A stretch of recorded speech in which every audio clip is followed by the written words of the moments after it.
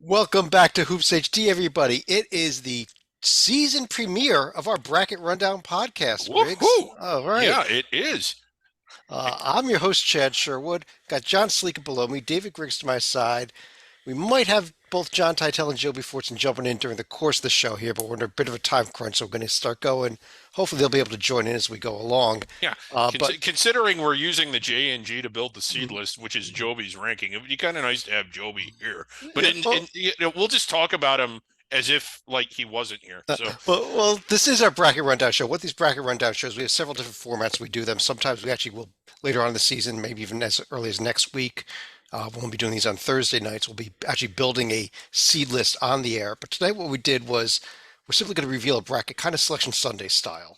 yeah, Uh, Not quite the same way they do it. We're going to reveal one team at a time for the first 16 teams and then one seed line at a time, as opposed to giving the full matchups. It won't be until we get past the 8 line for the full matchups.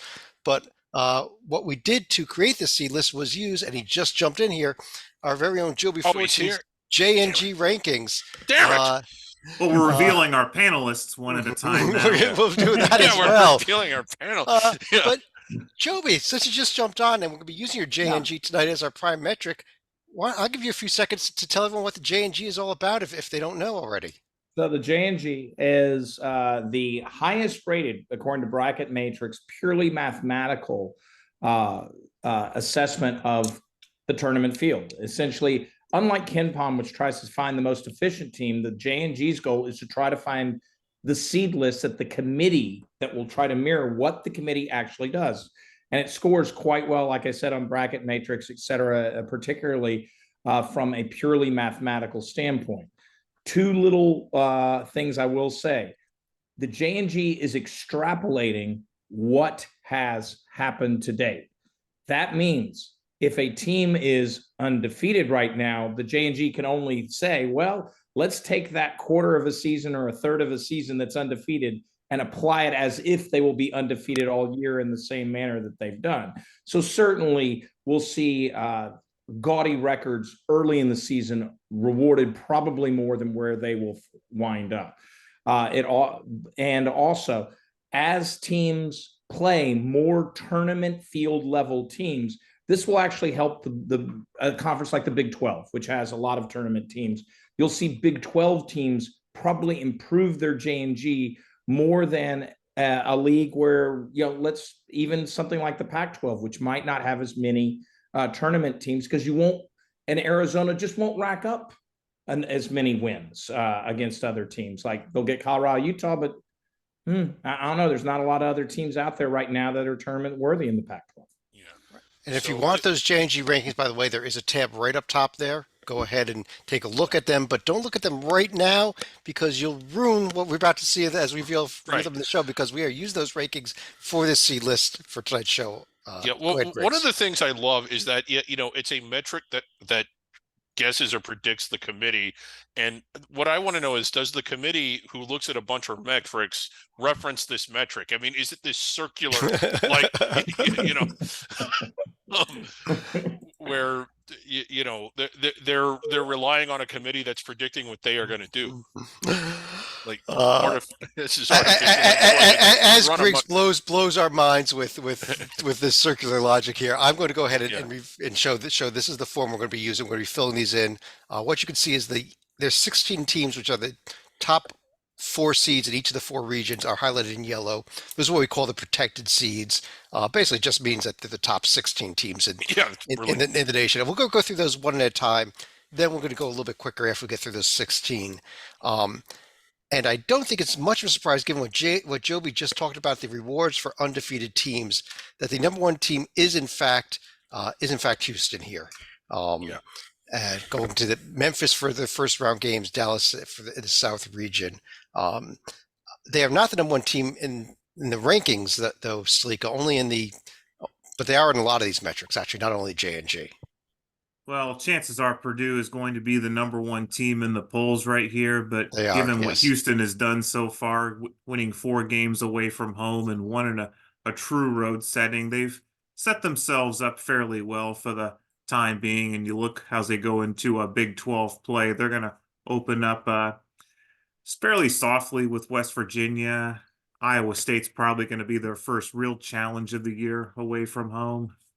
Yeah, and this is an interesting debate, though, Joe. When I look at Houston versus Purdue, I get that Houston's undefeated, but Purdue's 4 Tier 1A Yeah. wins are better by a lot than what Houston's done in Tier Well, 1. and in truth, if you look at the raw numbers, not just the rankings, it's easy to say Houston's first, Purdue's second. The difference on the raw level between the two of them, the raw number, is very close. The gap between Purdue and number 3 is, if I look at it, is 6 times as large. You know, and then the gap after that, as you will see, is another factor of 12 or so beyond that. So there is a top 2, according to the J&G right now, a clear 3, and then it gets really tight for like the next, 3 seed lines. Yeah. Be- One of the before we- things about go ahead, Griggs, and then I'll Well, I was- make a comment. Okay, Go ahead. one of the things about these bracket shows is that it's resume heavy, it's metric heavy, it's data heavy, and sometimes you forget that you're talking about basketball games at all. But like from a purely basketball standpoint, obviously these are 2 excellent teams, but I think if they were to play one another, Purdue would win. And that's not a knock on the JNG at all. He's not even trying to guess winners. He's trying to guess what the committee where they would seed them. So Now, I will tell you, if both teams win all of their remaining games, I will change my mind because Houston has a much tougher schedule in the Big 12 than what Purdue has in Yeah. the Big 10. Not that Purdue's schedule in the Big 10 is easy anymore, but I don't think that Houston goes undefeated either. If Houston goes undefeated, they'll have a lot more than 4 Tier Yeah. 1 wins. Yeah, they'll have one at Baylor, they'll have one at BYU, they'll have one at Kansas. Yeah, including 2 over. Drum roll, please, Chad. Okay. Well, you're jumping ahead of us here, but let's go ahead. Obviously, Purdue was number 2. Drum roll here, number 3. Not a surprise either. That Kansas team. Let me go ahead and pull up the Kansas profile here. I'll pull it up right against Houston. In fact, here on the right, KU again has 3 very, very good wins at the top there. Has at least one road win. Their losses not nearly as bad as Purdue's loss also. But I want to take a quick step here before I go back to the rest of the bracket. Just note that we are recording this around 7:45 on Wednesday, January 3rd. That means the games being played Wednesday night here. We're not factored in some notable games that are going on tonight. It's called Seton Hall, Providence, Louisville, Virginia, Rutgers, Ohio State, Clemson, Miami, Dayton, Davidson, just a few others tonight as well. But those are some of the notable ones where we could see teams in this field either suffering upset losses or improving their resumes. There's our top 3 teams. I don't think there's much dispute about that. I think one of the big questions, though, is who is that 4th number 1 seed right now? And Stalika, going into the East region, is Clemson coming in, our ACC champion? Does that surprise you a little bit here? I actually posted the Clemson Tigers in a bracket on Monday. I was looking at some of the raw numbers. I'm like, wait a minute. This can't possibly be right here. But when you look at what Clemson has done, they've had 2 true road wins against top 50 teams in Alabama and Pittsburgh, and you also beat TCU on a neutral floor. Their strength of schedule is a lot higher than what it's been in recent memory, where it's kept the Tigers out of the NCAA tournament field. You also add wins against South Carolina and Boise State that look a lot more respectable compared to years past. Sure, we'd expect a team from the ACC to be the number 1 seed, but we would have never expected them to wear Clemson's clothing up there. Yeah, but is anybody in the ACC, has any of them looked as good as Clemson? And we kind of made that point the other night or raised that question. Well, according to the metrics, no. They are the best team. My only question with Clemson is I look at those 3 top wins at Alabama, number 5 in the net. We talked about this on the last night's Hoops HD report. They are not the 5th best team in the nation. No. At Pitt, top 50. I don't know that we're going to see Pitt in this field tonight. Versus TCU, I don't know if we're going to see TCU in this field tonight. I really don't know because I don't remember what teams I typed in. Right, and this could all be obsolete. Ironically, one of their second best win in terms of the J&G is not in tier one. So it would be the in-state battle with South Carolina. Which actually would be, even by the net, is there actually just below TCU, Just below but it's TCU, which right makes there, sense. but it becomes It's tier two because it's a interesting. home game. You know, it shows that the J&G is a resume based thing, because if you look at the other resume based strength of record and KPI, they're even higher on Clemson than J&G. Let's start off the two line here, Griggs. At the first team in the two line, number 5 overall, just missing the top line is Tennessee. That would be our first team out of the SEC. Yeah. Again, it's metric resume based at this point in the year. I obviously think Tennessee's a really good team. I don't know if I would have them this high, or even if I think that if you ask me who is my pick to win the SEC now, it wouldn't be them. But look at what they've done. Illinois, an excellent team. I believe that's Wisconsin's only home loss. That is a major league win there. Maybe the best one that we've seen out of the 4 well, no, scratch that. Purdue's got 4 that are really good, but a really good win. And look at their losses. 2 of their 3 losses are teams we've already mentioned tonight. Right, yeah, and in really competitive games. Yeah. Going on to the number 6 overall team here, Joby, it's Marquette. There's our first Big East team as well. So we're getting every conference in here at least. Well, and you know, like I said, the difference right now between Clemson and Marquette, and by the way, the teams through, I would say, number 10, you know, through number 9. So Okay. teams 4 through 9 are this close. That's a 1 seed and a 3 seed. Clemson could easily be on the 3 line. The 3 team that we'll see at the top of the 3 line could easily move up. And so, Marquette, and they won't be alone, probably, I would imagine, with their Big East brethren. In some heavyweight wins for Marquette there, and I'm assuming it's the 3 losses and the losses to Providence, which is not a bad loss in particular. That is why they're 9th, but a shade within 4th. But the win at Illinois and the neutral win against Kansas, those are heavyweight. And that's when Illinois was full strength too. Yeah, well, I could turn around here and argue also. Tennessee played Purdue and Kansas neutral. Marquette played Purdue and Kansas neutral. Tennessee went 0-2. Marquette went 1-1. Shouldn't Marquette be above Tennessee? It's an argument. If we were scrubbing it, I would be with you, Chad.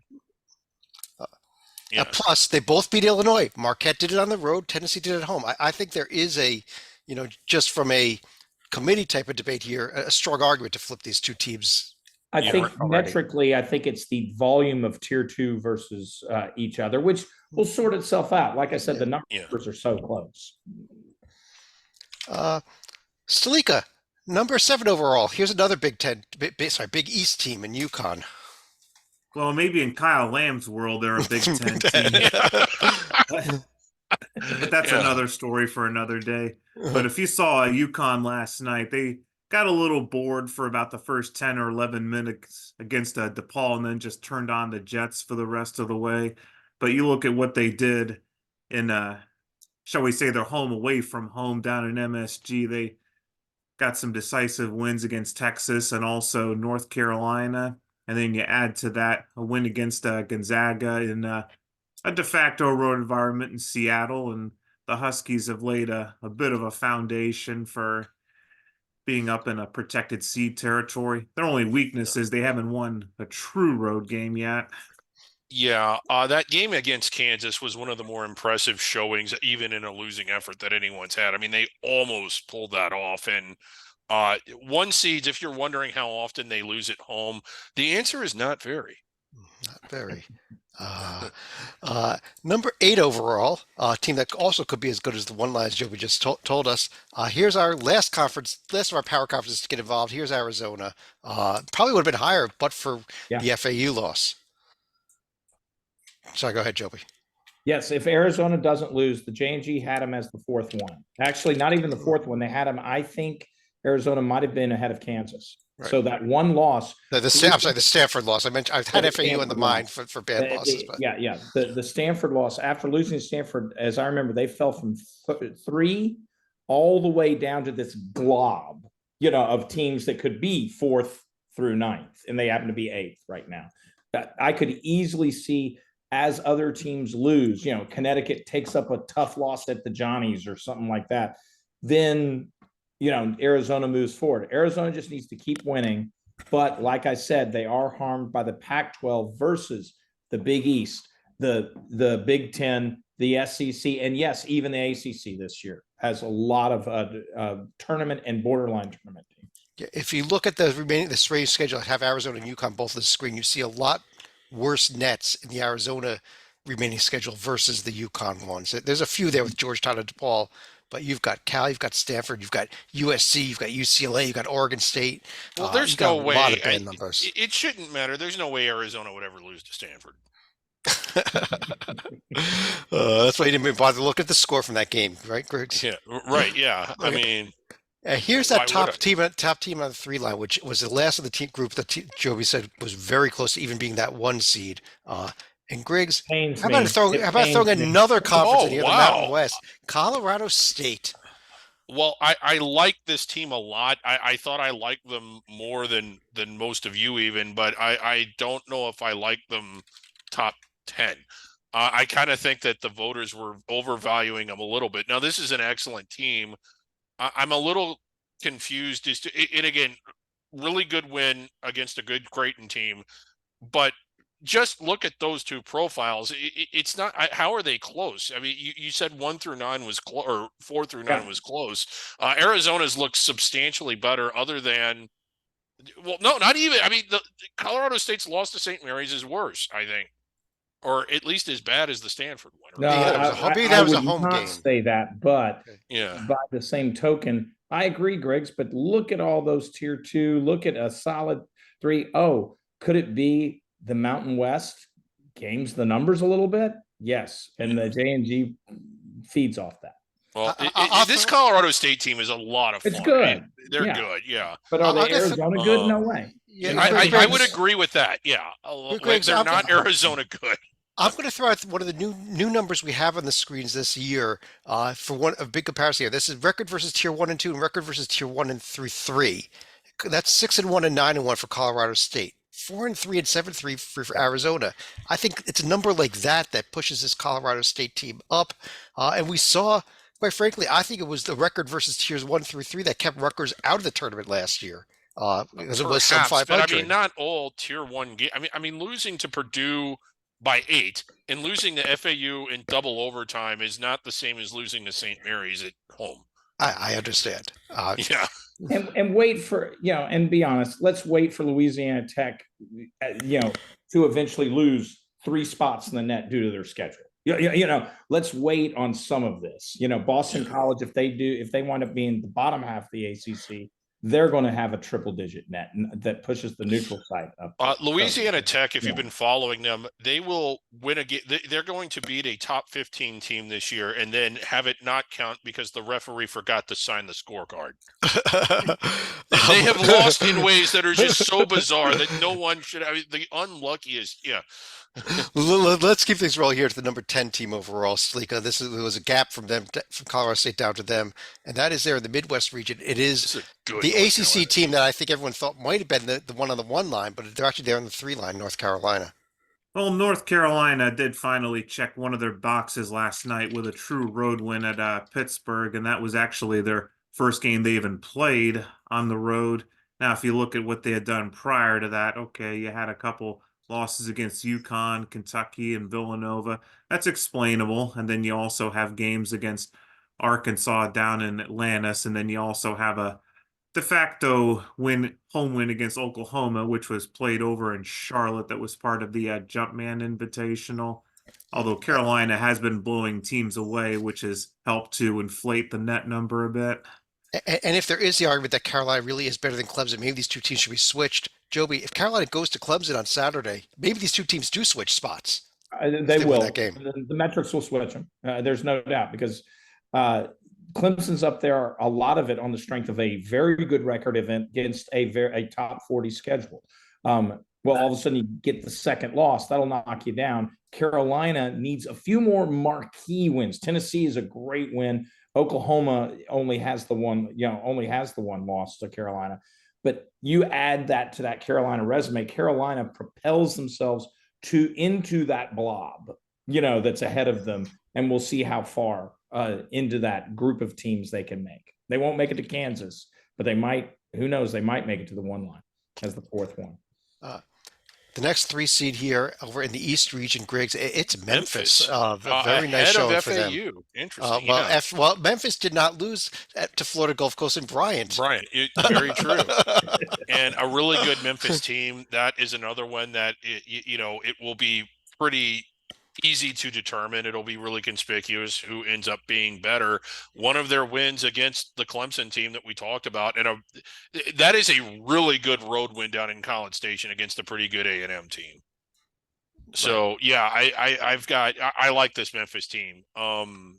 I don't know if I like them quite this much, but it makes sense that they're here. And they're the one team that we discussed last night in the Hoops HD report. Also, when we look at that 40 net and the predictive rate metrics, not liking them very much, it makes you scratch your head when you look at the resume and you see all those tier 1 and tier 2 wins, including a win over a team, like you said, that is on our 1 line, despite that loss.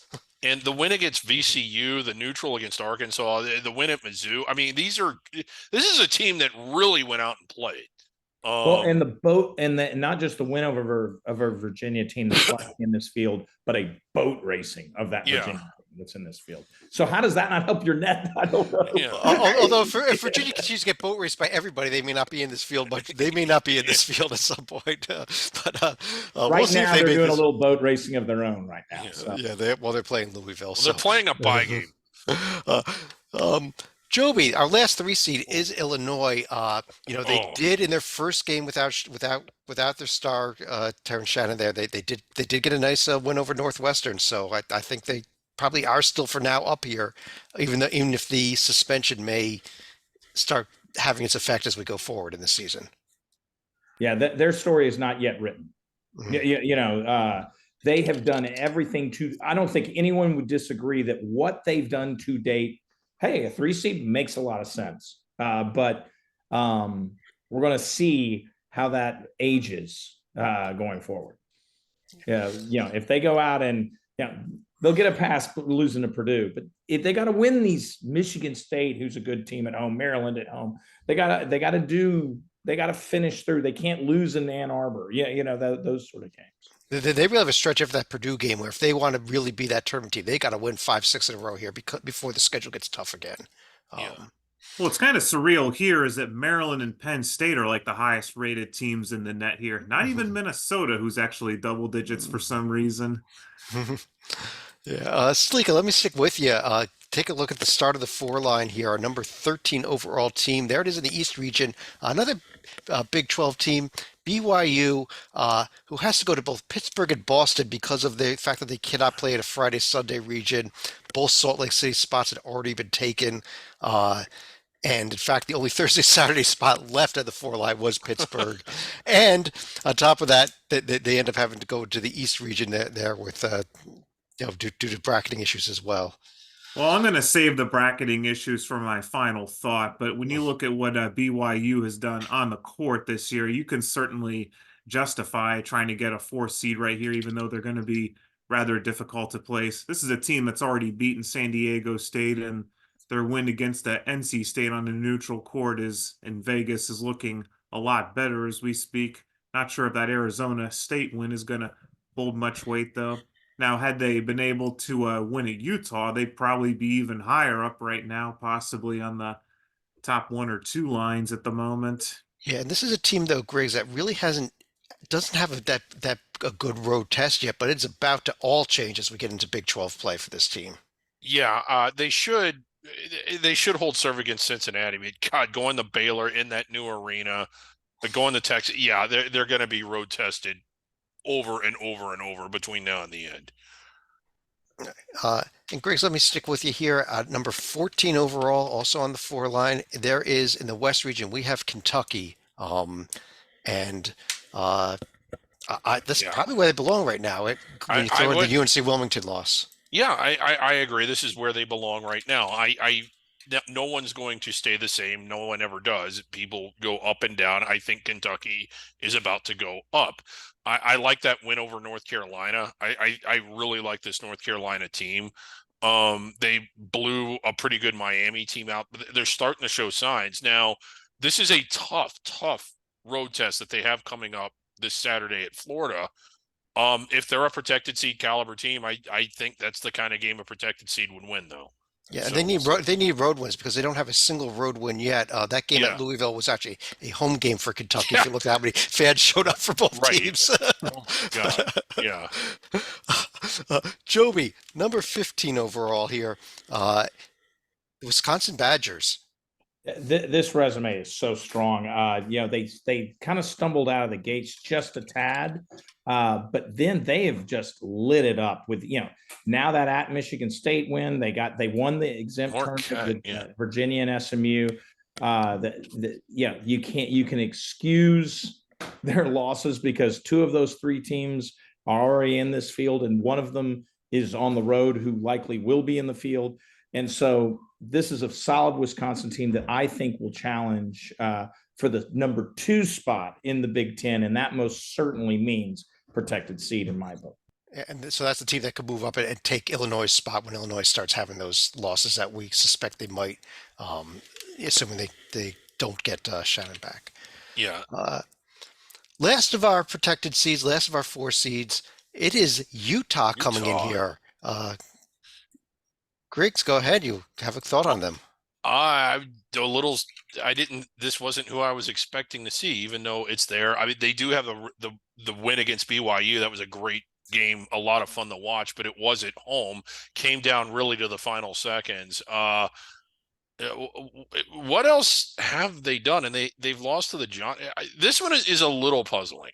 I think they're a good team, but I do not think they end up as a protected seed. Joby, is this team being carried here right now by over BYU's inflated net of 2 combined with the win at St. Mary's? A little bit of it, plus an overall record of 11-2 with a 33 strength of schedule. That's you put up a very good record against a strong schedule. That equals good at the end of the day. And so I think that's where we're seeing the at St. Mary's win probably looks better than it really is, maybe. And then, Wake is, a strong NIT team, and both Washington teams probably are in the NIT. So, you could see where it is.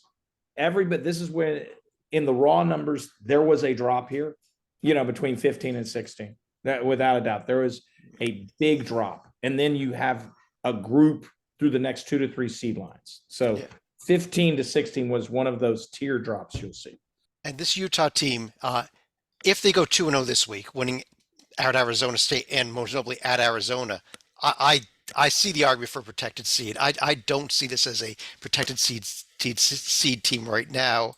Probably one of these teams that we've seen the 5 line probably belongs here more. And Sleek, I'm going to go for you. I'm going to go 4 teams at a time now and reveal the entire 5 line.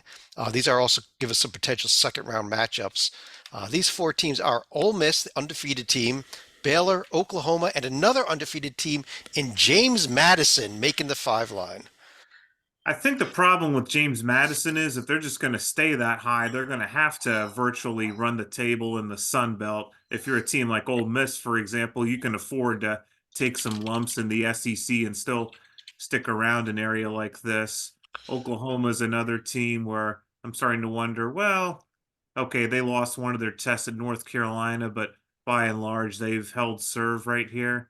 Now, if you look at James Madison, their only double-digit net team remaining is going to be the hot Appalachian State team.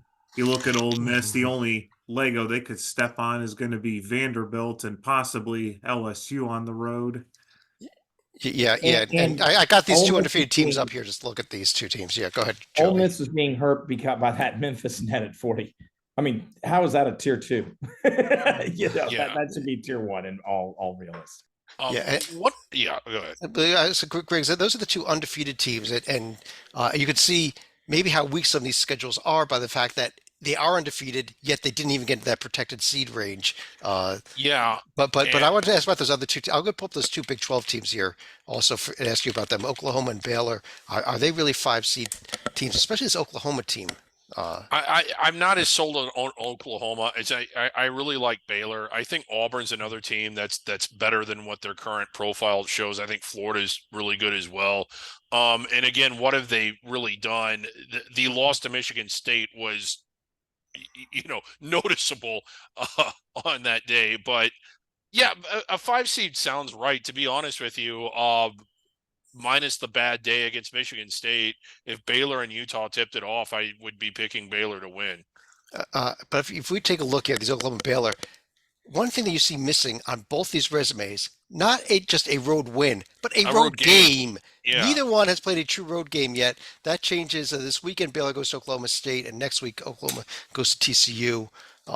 That's why I think we're going to find out a lot more about both these teams, especially this Oklahoma team that I'm shocked that they're number 11 in these polls. I just don't think I've seen that team. And also notice how Baylor waited until Cornell came to town to open up their arena as opposed to BYU, which would have been a nice Big 12 tip off as well. You want to get the win. Come on. Yeah. Joby, the 6th line here. Here's Duke along with FAU, Dayton, and San Diego State. Ooh. Well, and obviously San Diego State just got off that big win against Gonzaga, but Duke and Florida Atlantic, that they are going in, you could say, different directions due to the Gulf Coast loss that Florida Atlantic had, but both have put up now some solid wins, but then they don't have necessarily the overall record. I think as the season goes on, if Duke takes care of business in the ACC, if Florida Atlantic doesn't continue to do silly stuff, in the American, I think you're going to see both these teams move up the seed line because they will have their chances to do exactly that. Or in the case of FAU, just continue to win because you do have that nice Arizona win. The Virginia Tech win is going to age well, I think, and so will A&M win.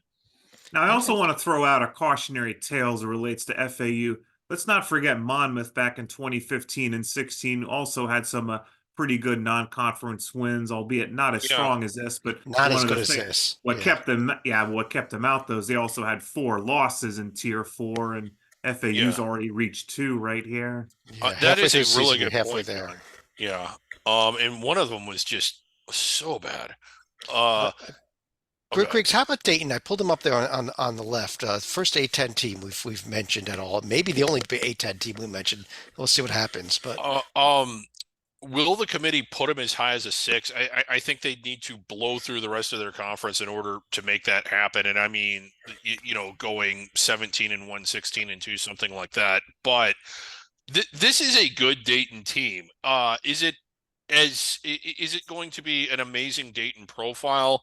Maybe not on the surface, but I mean they're winning handily at Davidson now. Duquesne, LaSalle, there's going to be enough chances where they go on the road, especially going to Joe's and VCU, to where I think that there's evidence to where you could say, you know what, I hate to use the term eye test, but profiles and resumes aside, this is a really good Dayton team, and it is a good Dayton team. I think. Well, one thing also to remember, they have 3 Tier 1 wins right now.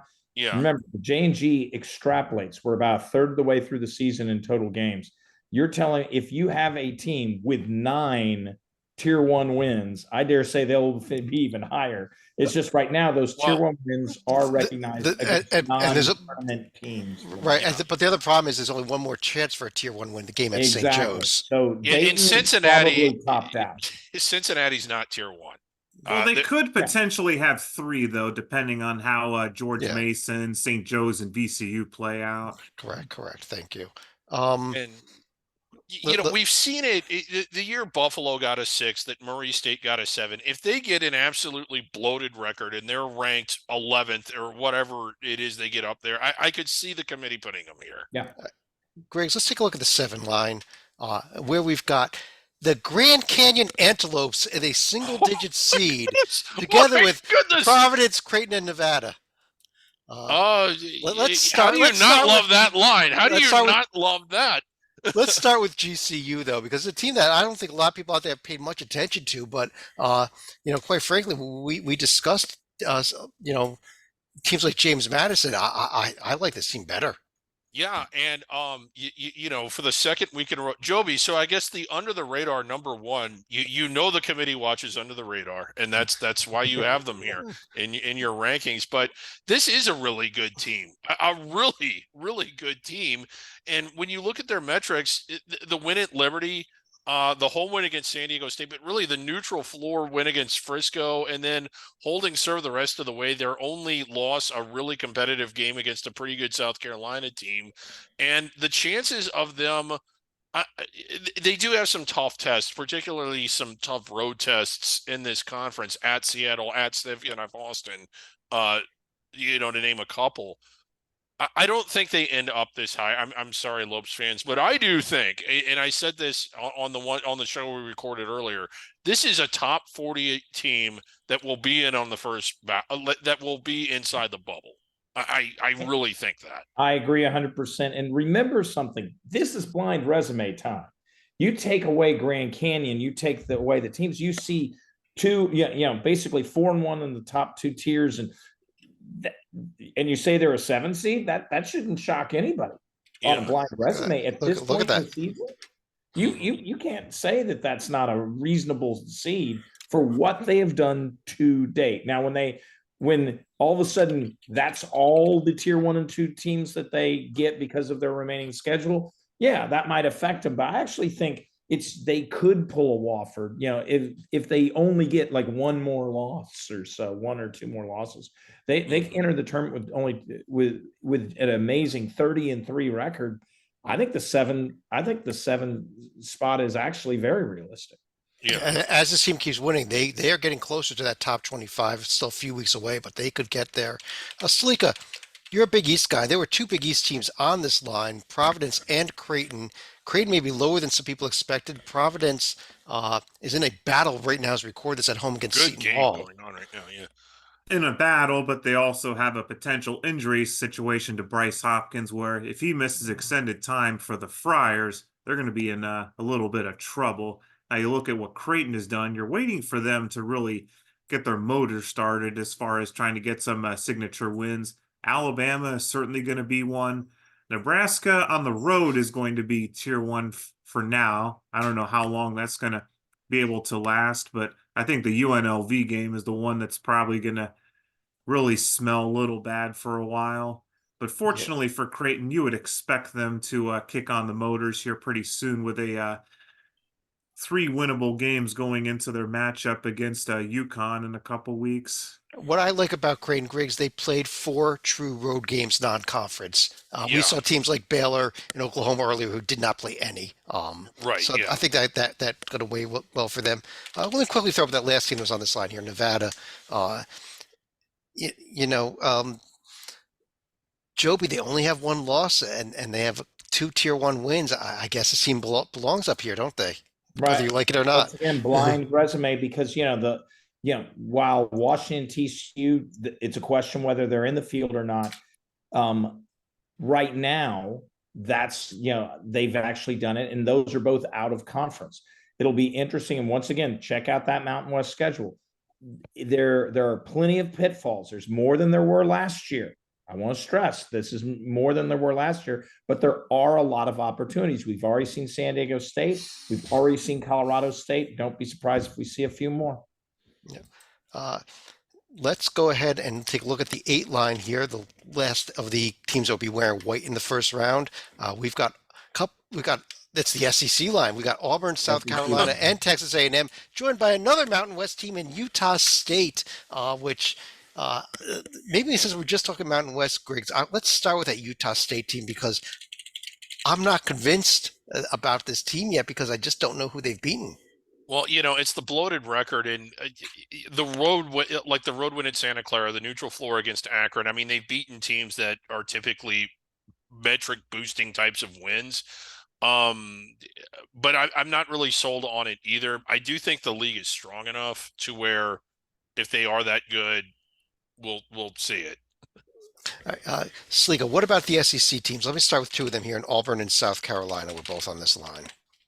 South Carolina is another team that we didn't have any expectations for going into preseason. Now, when you look at what they did against Grand Canyon in a de facto road game down in Phoenix, that got our attention initially. And then you also had a win against Virginia Tech on a neutral floor during their season opener. They've also followed that up with wins against George Washington and also East Carolina. Their only loss was a forgivable one, albeit against an arch rival in Clemson. Yeah, but Joby, when I look at both these profiles, other than South Carolina's win against Grand Canyon, I don't see a win against a team that we've put in this field yet. And there may not be a win against a team we do put in this field. For either one of these Well, teams. This is where we start getting to that. They have the bloated record, which once again we're getting to the J&G failure here. Is at this point, if Auburn really does finish, whatever that be, 26-6. Well, they're going to be a lot higher than this, but I just pulled up that third. Right now. Yeah, It's I just pulled up that. Compared to A&M, who has 4 losses, and that's Yeah. where you. Yeah, I was gonna say I just pulled up the A&M profile, who was the other SEC team. They at least have that nice group of wins of that tier 1. Yeah. But they, like you said, they do have the 4 losses. 4 losses to teams we've already put in this field, though. Well, the 3 of the 4 we've put in this field. We've Right. not put Virginia in. I like this Auburn team, which I know is hilarious to hear because I'm always saying they're one of the teams that I always seem to think are overvalued, but I like them this year, despite them again not playing any road games. And yet they're in the polls. I mean, I think that they don't belong in the top 25. I'm questionable whether they belong in the top 32, which is where we've got them right now. Yeah. Let's go to the 9 line now, and we're going to actually see some potential first round matchups as well as we start revealing these. And Stalika, we see here's another under the radar team coming in, the Princeton Tigers on the 9 line going up against Auburn, together with Villanova, Colorado, and Ohio State. Princeton is another team that's also exceeded expectations, and you figure this probably could be their ceiling right here, especially if they're able to run the table in the Ivy League. Winning against Duquesne and Hofstra on the road is obviously going to help, but setting the table against Rutgers back in Trenton, New Jersey is what really kickstarted their motors right here. And their only loss at this point was their only tier 1 opponent, which was St. Joe's. At St. Joe's, and I keep saying this, that was a fantastically entertaining game. It was. What about these other 3 teams here, Joby? Ohio State, Colorado, and Villanova. By the way, Ohio State and Purdue only play each other once this season, so that is a permissible potential second round game. Well, Villanova, I think the sky's the limit since they don't have any other teams from Philadelphia to play. I mean, Villanova, let's face it, if you're going to buy stock on any of these 4 teams, it's the Wildcats where you're going to be buying that stock. Colorado, I think Colorado has actually played. I like how they've looked, and I don't think anyone disagreed that a 9 sounds about right for them right now. I think they could fight Utah. I think they're actually better than Utah, to be honest, for that top spot behind Arizona. And this Ohio State team has that neutral court win against Alabama, which is carrying them at the moment. I don't know how much of a believer I am in the Ohio State team, to be very honest. They're going to get opportunities. They play in the Big Ten. Yeah. I don't know if I believe in that. They are blowing out. Last I saw, they were blowing out Rutgers tonight. I actually turned the game off. It was so bad earlier on. Well, at least that one's not going to come down to the last seconds this time. Yeah. Well, congratulations, Ohio State. You got a tier 3 one. Let's take a look at the. I was just going to say Villanova. They might be really offended by the 9 seed, but look at that bracket. I think they'd take it in a second. Utah State. I'll take Utah State, and I'll take Clemson as a 1 seed. Yeah. That's the most vulnerable. These 1 seeds also. And then BYU, James JMU in the round of 16. That's That's like a murderous blow. Let's take a look at the 10 line here, where we've got Alabama, Virginia does make the field, Joby, Wow. Mississippi State, and Iowa State. I think, let me start with this Iowa State team. In fact, though, Iowa State has a very high net, and the J&G does not like them at all. They are number 8 in the net, 37 in the J&G. No, they haven't. I mean, who've they beaten in the field? Nobody. This is it's a really kind of poor resume, and they have a loss to a team likely outside the field in Virginia Tech, though I do think that Virginia Tech team is better and has a chance to move up. So And this is also what happens when only one of your wins is below 10-point margin. yeah, You're blowing going back everyone to the out. team. Going back to the team sheet, the net is a little bit of a hybrid, but two of the components are efficiency and adjusted efficiency. So efficiency is just that. Like, it doesn't matter if you're playing Grambling or Kansas, and they've been very efficient against a lot of really bad teams, and that's why their net, or in part why their net is what it is. Now, my question is, why hasn't it been balanced out by the other variables of the net? Because the Yeah. resume is weak. Well, you look at this here, and I pulled up on the right another team on this line also, Alabama, even a higher net at 5, even a worse J&G at 39. But again, you're looking at, these teams are being carried by close losses right now, and Yeah. blowout wins, as opposed to, look, Iowa State won 92-37 over Grambling. That probably boosted them up 3 or 4 spots in the net right there alone. Yeah, and Which is at ridiculous. least at least Alabama blew out Indiana State and Liberty. I mean, teams that are not at the Mhm. bottom of really weak under the radar leagues. I mean, those are good teams. Morehead State's fairly good. I look at Alabama's and I can actually look at that and decipher, okay, I can see why the net is so good, because their losses were to top ranked opponents to where they were really competitive games. Iowa State, that is a really weak. I don't even think I'd select them. Yeah, look, one of the big differences here, look at the strength of schedules. 11, number 11 in the nation for Alabama, number 322 in the nation for Iowa State. That's a Yeah. huge difference. I agree with you that there is a basis to leave Iowa State out entirely, at least an argument at this point. Despite the net of 5, you can see, looking at Alabama's resume, why they're sitting at 10 right Yeah. now. Yeah. You can definitely understand. Let's look. The other two teams on this line were Virginia and Mississippi State. Take a real quick look at them. Virginia, has the, their losses have been bad. Every time they don't lose, they lose bad. Yeah, they don't mess around when they lose. And Mississippi State has that baffling loss to Southern way back at the beginning of December here. Although they have done some decent things against teams like Northwestern and Rutgers and Washington State. Mm-hmm. Let's Virginia jump over. has been hit. That Notre Dame loss definitively hurt Virginia dramatically. Virginia was roaming because of the wins against A&M. Syracuse is a good NIT team. And Florida is right there. So Virginia's put together some nice wins, but you lose to Notre Dame. That they still don't have a road win. There's a lot of worry in that category. At least my team was smart enough to lose a close scrimmage to Notre Dame and not a real game. Let's take a look at the 11 line here. Duke's opponent is St. John's in a little. They used to play every year. FAU, New Mexico, Dayton gets Miami, San Diego State gets Indiana State. A Miami Valley Mythical Conference matchup. Yes, that is Miami of Florida, and maybe a little surprised that Miami came this low, Joby, that all the way down the 11 line. I have to be, go to the tape, as they say. Miami just all right. Name me, point out a team that they beat who's in the tournament. I can't. I mean, that's the point. They're losses. They're playing Clemson tonight, so we'll see. Well, they're playing Clemson tonight, and that they win the Clemson game, even at home. They win that Clemson game. Miami is probably wearing white in the J&G tomorrow morning. That's how dramatic a win, because a missing point of their resume is a big marquee win against a team that they would face in late March if it got to that point. And we also see New Mexico, yet another Mountain West team on this line. We saw the Johnnies getting in here, and this Indiana State team getting in above the bubble here as our automatic qualifier out of the Missouri Valley Conference. Griggs, their only two losses were Alabama and Michigan State, who are in this field. Yeah, well, Michigan State's not on the field yet, are they? But they're not. They're not in yet. But this is a really good Indiana State team that does have a real shot at landing inside the bubble.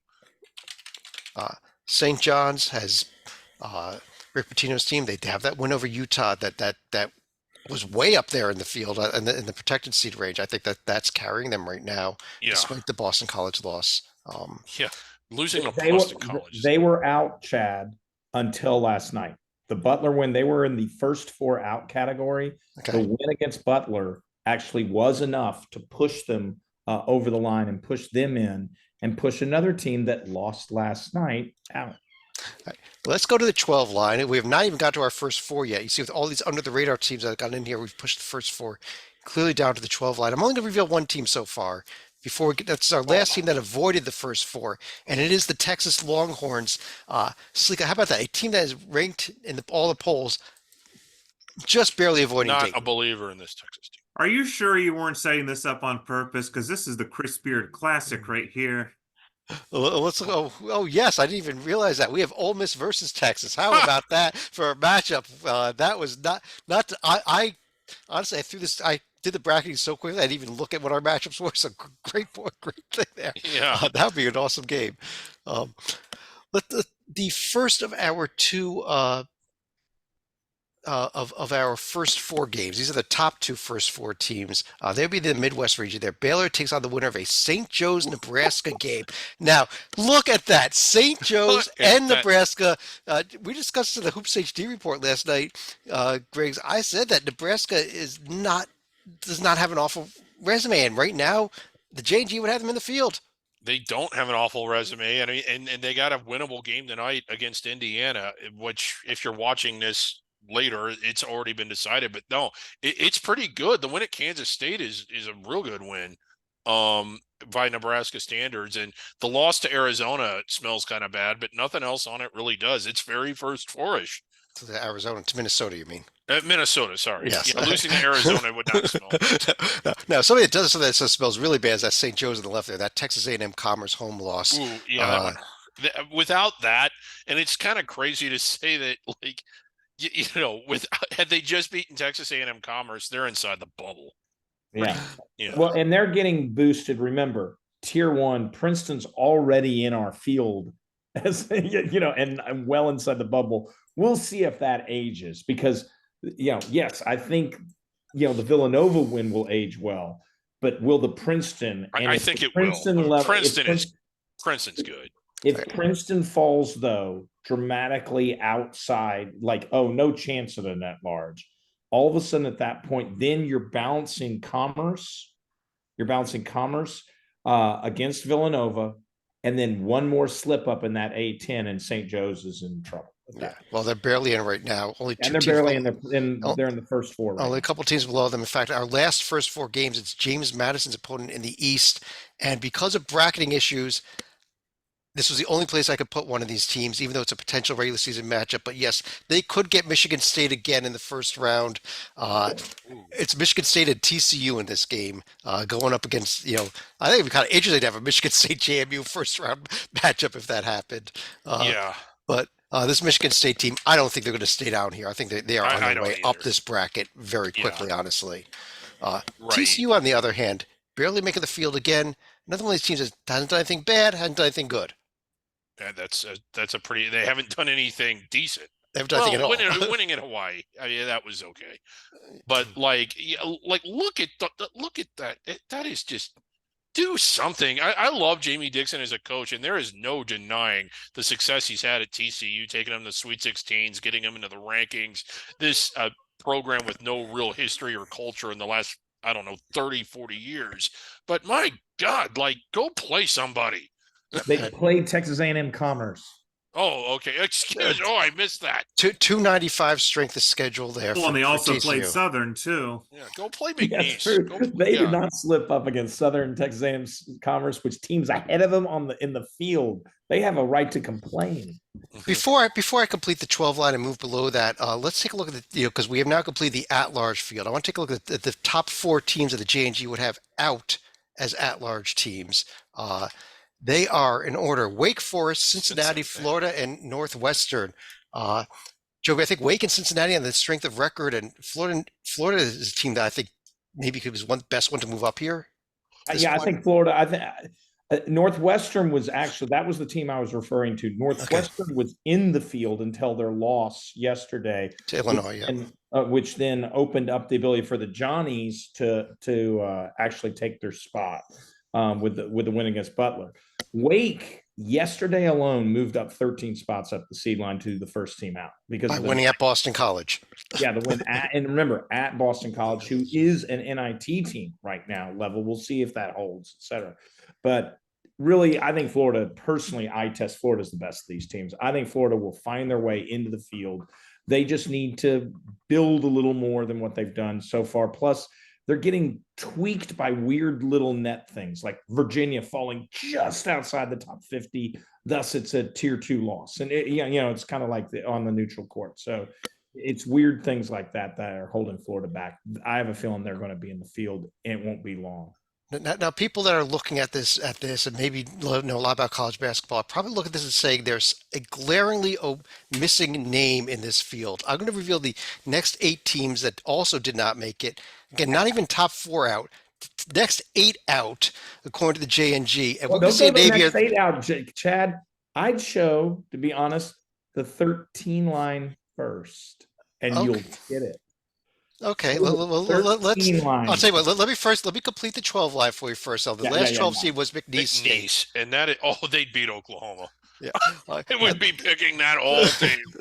Real quick on the 13 line here. These are the teams that face the 4 seeds. We've got San Francisco, Louisiana Tech, our CUSA champion, Fort Wayne out of Horizon League with a good overall record. UNC Wilmington has that win over Kentucky, and San Francisco, who is, according to the JNG, the auto bid winner out of the West Coast Conference, which means, as I revealed, he also considers, look at number 8 out is the Gonzaga Bulldogs, not in the field right now. Griggs, has your jaw dropped? I mean, I just don't. Well, I thought it was sort of like Duke and North Carolina having to be placed in a site that's in North Carolina. You had to select Gonzaga. The Gonzaga Bulldogs, let's pull up this team sheet here because Stalika, I agree. I mean, what have they done? They beat Syracuse and USC, and they've got 4 losses, including a loss to a team that's not in this field. The one saving grace for Gonzaga is they at least have the intent to schedule right here. The problem is they don't have anything against the tier 1 having the intent to win victory-wise. games. Yeah. And the other thing, they, unlike teams from the other power conferences, they're not going to, other than the game at Kentucky they've got in February, they're not going to have a chance to improve this resume. They're not. Yeah, because St. Mary's is a team that you could usually count on. They're not going to get help from the Gales this year, and at least we'll get some help from San Francisco, assuming the Dons manage to remain competitive. This Joey, is The problem interesting. that all of these teams have is that's it. Usually the West Coast Conference, Santa Clara and even San Diego can pop up, and yet the other teams are not hitting the top 100. They're hitting, and a lot of them are hitting below 200. It's going to be very painful, very tough for either San Francisco or Gonzaga to make the move upward to get the spot. Oh, what's happening is the Gonzaga will W. pass San Francisco in the JNG as they collect more wins before even they play. But getting to the large field, you better beat Kentucky. The West Coast Conference is collectively getting their ass kicked by the Mountain West this year. That's part of the problem. Santa Clara is an official member of the Mountain West Conference right now, and they are in last place. If you really know a lot about college basketball, you might remember back to 2016. If you don't think it could happen, it did. Gonzaga was seated below the first 4. I remember on Hoops HD report, they need to win the West Coast Conference tournament to make the NCAA tournament. They did, and then they went to the Sweet 16, and then they almost got to the Elite 8. So, and I think Gonzaga may need to be winning the West Coast Conference tournament again this year, which I think they can do. Now, what is fascinating about this, and I don't remember us having a discrepancy this big before. If they run through the West Coast, which is not just possible but probable, they're already in the rankings. They're going to be ranked, exceptionally high and on the bubble. Now, here's the other teams of those 8: George Mason, Texas Tech, K-State. Then came Gonzaga, Virginia Tech, Drake, Oregon, and Butler. Oregon's a team I think is going to have the chances very soon with their Yeah. schedule to move up here. George Mason and Texas Tech are a couple teams we haven't really discussed much this season. I want to pull both those profiles up real quick though. Joby, I know we've got a lot of Texas Tech fans that watch us here. Texas Tech is another profile that looks a lot like these profiles we've been seeing that they haven't done anything bad, and they have their chances ahead of them. They'll have. I mean, if Texas Tech, they didn't do anything out of conference. They got hurt that Michigan's not good this year. They probably needed that. But Well, they also got hurt Tech by certainly has the road in front of them. They go 500 in the Big 12. They are in and easily in. It ain't close. They are way inside the bubble if Texas Tech does that. They have the opportunities, but they need to do it. They cannot do what a lot of other Big 12 teams like a BYU or et cetera. Those teams can finish 4 games, maybe even 6 games below 500 in the Big 12. Texas Tech does not have that luxury. George Mason, they're having a great season under Tony Skinn in his first year. Yeah, I don't think really. there's a path here outside of the auto bid though. Even though the JG likes them right now, just because they're not going to have the chances. Yeah, and as good of a year that they're having, and this is not meant as a backhanded compliment. They're not NCAA tournament good, but they are better than expected, better than they were a year ago. Well, I mean, he's doing a bang up job. I thought it was a gimmicky hire. He's a good coach. He's a real good coach. One last team though, Drake is on this list also, and this team is currently the co-leaders in the MVC with Indiana State. I think there is a path here for this one. Maybe just with that Nevada win, because at least they've got something that George Mason doesn't have, and they'll have a shot Yeah. against the Indiana State games. Yeah, and they've done something in the Valley. While it's actually comparable to the Atlantic 10, maybe even close to equal to it. And if you're talking about, going to Southern Illinois and going to Missouri State, who's not bad at home, and certainly going to Indiana State and Bradley, yes, they have a shot. I think mostly going to Indiana State, and you got to find a way to hold serve, and it's so hard to win these Yeah. games in the Valley. It's such a competitive conference. Oh, it's insanely competitive. Let's take a look at the remainder of the field here. The 14 line, Stalika, we've got Colorado State is getting UC Irvine, North Carolina is getting Akron, Illinois is getting Western Carolina, and Memphis is getting Weber State. That's a good game. Yeah, Weber State is a team that they probably could have put in Salt Lake City, if not putting Colorado State at a home court disadvantage, which is why I suspected they get moved out right there. No. Actually, UC Irvine was rated higher than Weber State on the seed list, so Irvine would get preference of region here, and Salt Lake City was. Gotcha, but I will bring that up because Weber State's campus is only 30 miles from Salt Lake City.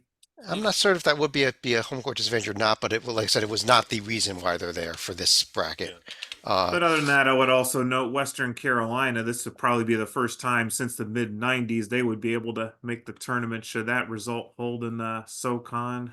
Yeah, the 15 line UConn gets. Let me mention Irvine played like Santa Clara as many Mountain West teams. It's very interesting they would play Colorado State because Colorado State actually could get a ton of good film on them. I think Irvine played 4 or 5. The 15 line UConn gets UMass Lowell, a little battle of New England there. Tennessee gets Longwood, Arizona gets Lipscomb, and Marquette gets Morehead State, our leaders out of the Ohio Valley Conference, who don't have to go very far from Morehead to Indianapolis. I guess Morehead was higher than Lipscomb. Lipscomb's having to go quite far. Yes, I believe they were. Finally, the 16 line. Houston gets the winner of a first 4 game between Colgate and Merrimack. Those were actually the last 2 teams in. Colgate, we've mentioned under the radar show that even though they're running away with look like they're going to run away with the Patriot League again, it's definitely a step down from them versus where they've been. Right. This team's been several seed lines higher. Purdue gets the winner of a Norfolk State Southern first 4 game. Kansas gets the Denver Pioneers, our Summit League champion. Denver wins the Summit. Denver wins the Summit League. Quinnipiac wins the Metro Atlantic. They get Clemson in the first round. That is our bracket. And on that note, I want to run through each of you for any other final thoughts you have, either on this bracket or anything else you want. We'll leave the screen share up for now. But Stalika, let me start with you. What do you see here? What do you like? What do you hate? Well, one of the interesting quirks of the previous version of the workbook that Chad sent us was he actually had the dates reversed for Okay. That for Salt all Lake those City is problems have been supposed. fixed. So yes, this Now, is the fine. interesting thing I would bring up, were that to be true, how funny would it be that if Utah said, well, we can't host games in Salt Lake City, we're hosting, well, we're just going to make sure BYU can't play either, just to make it a Friday, Sunday. That would be Yeah. like the all-time troll right No, there. the game is BYU is eligible to go to Salt Lake. They ended up in Pittsburgh because both the Salt Lake spots have already been taken by Arizona and Colorado State. So uh, and and they could not go to Spokane, which is the other region out west, because that is a Friday Sunday region. Joby.